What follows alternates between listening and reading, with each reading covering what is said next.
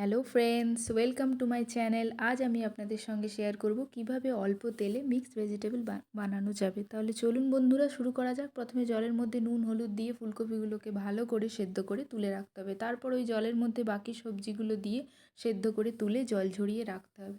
তারপর কড়াতে তেল দিয়ে পনিরের টুকরোগুলোকে ভালোভাবে ভেজে নিতে হবে। ওই একই তেলের মধ্যে গোটা গরম মশলা, জিরে ফোড়ন দিয়ে, শুকনো লঙ্কা দিয়ে, এরপর একটি পাত্রের মধ্যে হলুদ গুঁড়ো, লঙ্কা গুঁড়ো, জিরে গুঁড়ো, আদা বাটা দিয়ে ভালো করে পেস্ট বানিয়ে ওই মিশ্রণটি কড়ার মধ্যে অ্যাড করে দেব। এরপর একে একে টমেটো পেস্ট, কাজু আর বেটে রাখা পোস্ত একসাথে ওর মধ্যে অ্যাড করে দেবো। পরিমাণ মতো নুন দিয়ে এরপর ভালোভাবে মশলাটাকে কষাতে হবে। মশলা কষানো হয়ে গেলে ওপর থেকে কসুরি মেথি ছড়িয়ে দিতে হবে। তারপর একে একে সেদ্ধ করে রাখা সবজিগুলোকে ওর মধ্যে দিয়ে দেবো।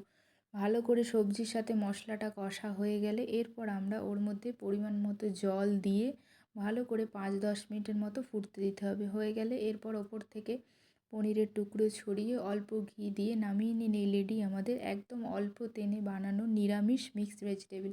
এটা আপনারা লুচি, পরোটা, রুটি, ভাত সবের সঙ্গেই খেতে পারেন।